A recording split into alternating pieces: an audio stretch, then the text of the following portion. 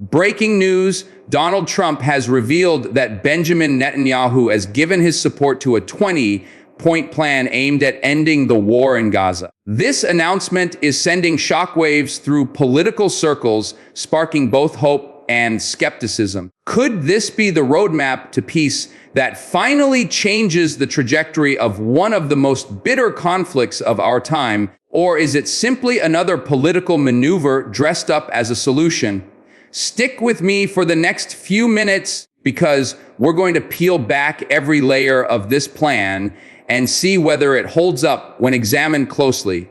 Hello, everyone. Welcome back to the channel. Today, we're diving deep into Trump's explosive claim that Netanyahu has agreed to a comprehensive 20-point Gaza peace plan. To make this explanation engaging and clear, we'll look at it in the way we would review a brand new, highly anticipated product. We'll check its exterior appeal, the inside details, how it's supposed to perform, the safety features built in, what makes it different, the political price attached, and whether it truly has the potential to deliver peace or if it risks collapsing under pressure.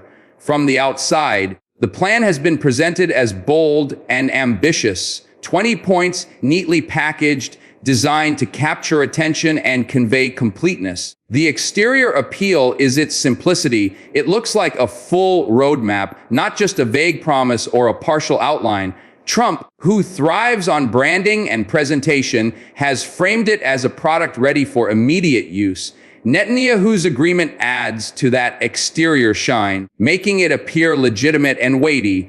The world sees a headline: Trump unveils peace, Netanyahu agrees. From a distance, it looks sleek, appealing, and perhaps even historic. But when you move inside, things become more complicated. The interior is made up of practical steps, some of which may sound familiar. Reports suggest it covers ceasefire arrangements, humanitarian corridors, aid deliveries, prisoner exchanges, and a framework for political negotiations. This interior is not about flashy promises, it's more about utility. It's like opening up a device and finding the circuitry designed to keep everything running smoothly.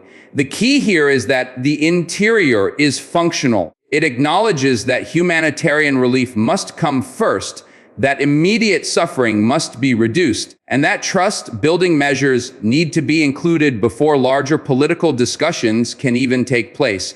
In short, the inside is practical, not glamorous, but it may be exactly what's needed. Performance, however, is where every plan in this region faces its greatest challenge. On paper, performance expectations are clear: the guns go silent, aid trucks move freely, and both sides step back long enough to give diplomacy a chance. If the plan performs as advertised, it could bring real change.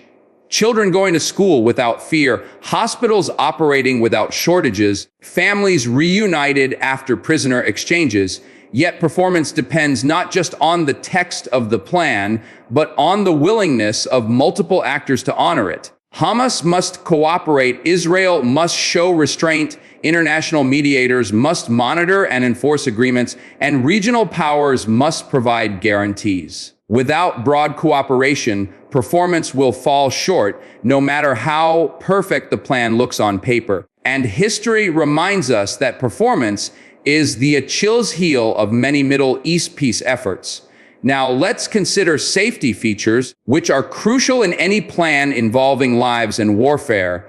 This proposal reportedly emphasizes protection of civilians, ensuring medical access, and creating internationally monitored safe zones. These measures are like the airbags and seat belts in a car. They don't prevent an accident entirely, but they reduce the harm if a collision occurs. For families trapped in Gaza, for Israeli communities living under rocket fire, these safety features could mean the difference between life and death.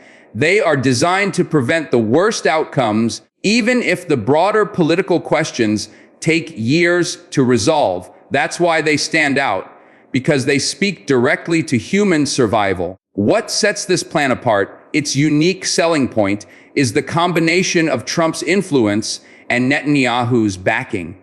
Trump, whatever one thinks of his politics, knows how to command global attention. Netanyahu, as Israel's prime minister, carries decisive power in how any plan is implemented. When you combine those two forces, you get something that cannot be ignored. Other plans, even those with strong moral weight from the UN or humanitarian groups, often lack this kind of political firepower. This plan's USP is its branding and its buy-in from two of the most decisive figures in this conflict. That makes it different, at least in perception, from the countless proposals that have come and gone. But of course, everything has a price. The cost here is not financial.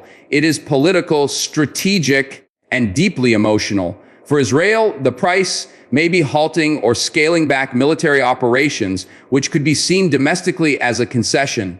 For Hamas, the price could involve releasing hostages, curbing rocket fire, or allowing international monitors, moves that could be portrayed as weakness by their supporters.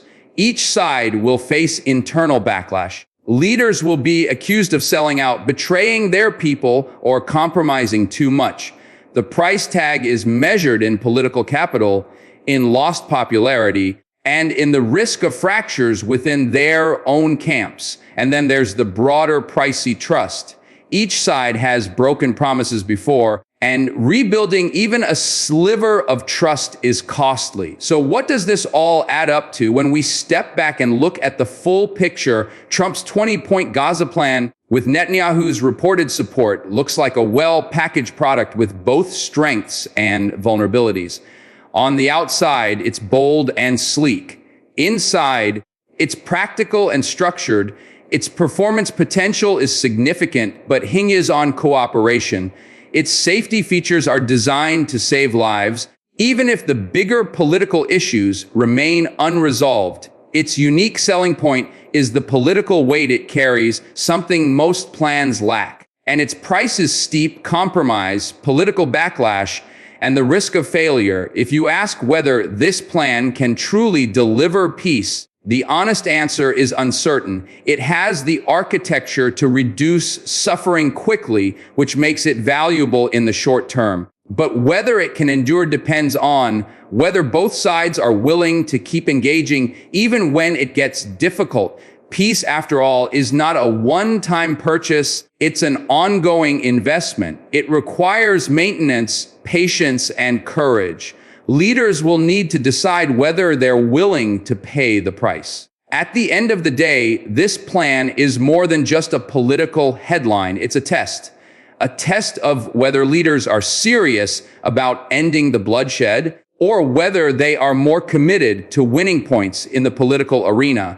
A test of whether promises can be turned into action and whether the international community is ready to hold all sides accountable. For ordinary people, this plan represents hope, the hope that maybe, just maybe, the cycle of violence could finally slow down. The world has seen many peace proposals come and go. Some collapsed immediately, others lingered, only to fade away. The question now is whether Trump's 20-point plan, with Netanyahu's backing, will join that long list of forgotten attempts, or whether it will mark a turning point in history. The answer will come not from the speeches, but from the actions taken on the ground in the days and weeks ahead. For now, what we can say is the plan is ambitious, it is detailed, and it has heavyweight backing. Whether it succeeds will depend on whether the parties involved are willing to look beyond pride, beyond politics, and beyond revenge, and instead focus on the human cost of continued war. Because at the heart of this plan, beyond the politics and the power plays, are the lives of millions of innocent people. And if those lives can be protected, if hope can be restored, then the plan will be worth far more than the political battles it sparks. And that's the review of Trump's announcement that Netanyahu supports a 20-point Gaza plan. It's a product of politics packaged for maximum attention, filled with both promise and risk. Time will tell if it performs as intended. Until then, the world will be watching.